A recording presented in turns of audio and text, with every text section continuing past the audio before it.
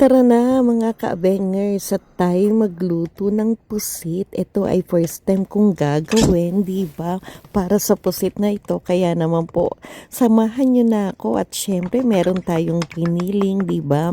So ginisa lang muna natin ito sa bawang, sibuyas at kamatis na konti lang, saktong-sakto lang, di ba? And then ayan na nga, hayaan lang nating maluto ng gusto itong ating giniling na to. And then syempre timplahan na rin natin ng pepper, and then of course yung ating asin, diba? At ayan, kailangan durug-durugin na natin ito para sa gayon ay mas madali siyang maluto mga ka-abengers ko.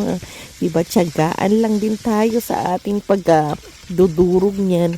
And then syempre yung sa paghahalo, di ba mga ka-abengers ko? At ayan, okay na yung ating giniling. Syempre hanguin na natin yan bago pa masunog, di ba? At ayan na nga, nakita niyo naman.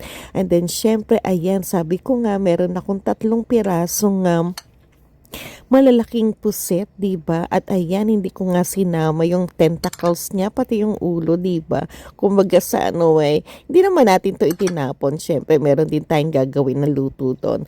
At ayan na nga, pinalamanan na natin yung ating puset, 'di ba, ng giniling na yan pa lang sa giniling pang ulam na 'di ba? Syempre, kung maarte ng konti ang lola nyo, 'di ba?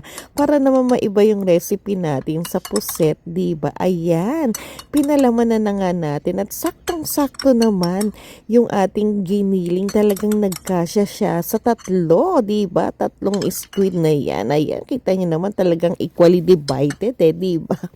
And then syempre okay na yung ating puset. Syempre ni-ready ko na yung ating air fryer at ayan, dahan-dahan ko pang nilagay sa loob kasi ayoko naman na yung mahulog ba yung sobrang ng giniling, di ba? Sayang naman mga ka-abengers ko. At ayan, sinet na natin yung temperature niya, and then kung ilang minuto, alam nyo ba, hanggang ngayon hindi ko pa nag-check kasi talagang nag-automatic lagi itong aking air fryer, di ba, ng 20 minutes. Kaya ang ginawa ko, talagang binantayan ko kasi baka mamaya ma-overcook naman di ba? At ayan na nga, so nung alam ko medyo okay na, binaliktad na nga natin yung ating pusit. Syempre mahirap na ma-overcook ito, di ba, dahil matigas nga ito at nagparang goma.